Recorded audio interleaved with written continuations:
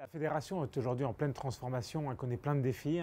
On est aujourd'hui sur le stade Roland-Garros, tout le monde a entendu parler du projet de reconstruction du nouveau stade Roland-Garros.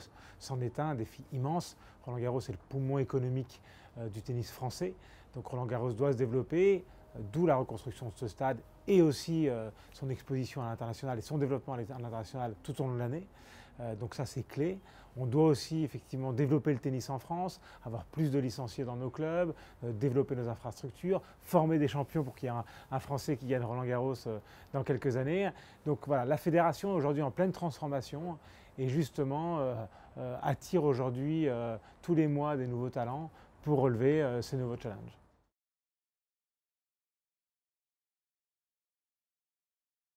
Alors oui, Roland-Garros, c'est un événement qui dure grosso modo du 15 mai au 15 juin, si je compte les qualifications, le début du buzz et la fin du buzz. C'est un événement planétaire, mondial, c'est une marque. Roland-Garros, c'est une marque.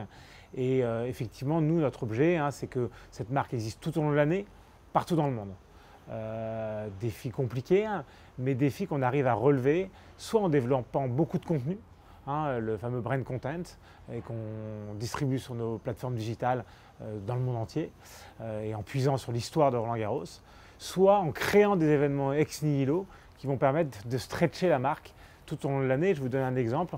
On organise un tournoi qualificatif junior qu'on appelle Rendez-vous à Roland-Garros, qui avait commencé l'an dernier en janvier, qui va commencer l'an prochain en novembre et qui se déroule au Japon, en Inde, au Brésil, dans plein de pays dans le monde. Et c'est un mini Roland-Garros dans ces pays-là. On y amène nos trophées, on a des deals avec des célébrités locales, on travaille avec des agences locales, ça crée du buzz et ça fait une sorte de road to Roland-Garros, une story.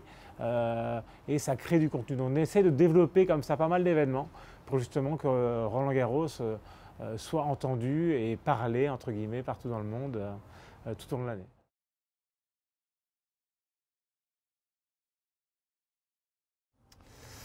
C'est vrai que la Fédération française de tennis doit jouer un rôle majeur. Elle l'a joué par le passé. Le président Chatrier était président de l'ITF, la Fédération internationale.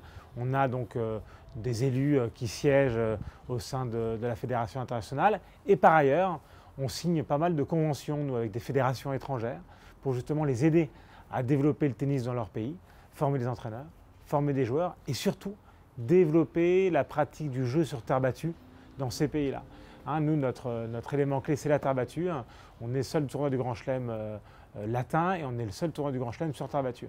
Donc nous, on veut que partout dans le monde, on apprenne à jouer au tennis sur terre battue pour que dans quelques années, dans les quarts de finale à Roland-Garros, vous ayez évidemment un Français, mais un Chinois, un Brésilien, un Japonais, un Indien, un Américain, voilà, que ce soit United Colors of Roland-Garros et pas simplement un tournoi de spécialistes de terre battue.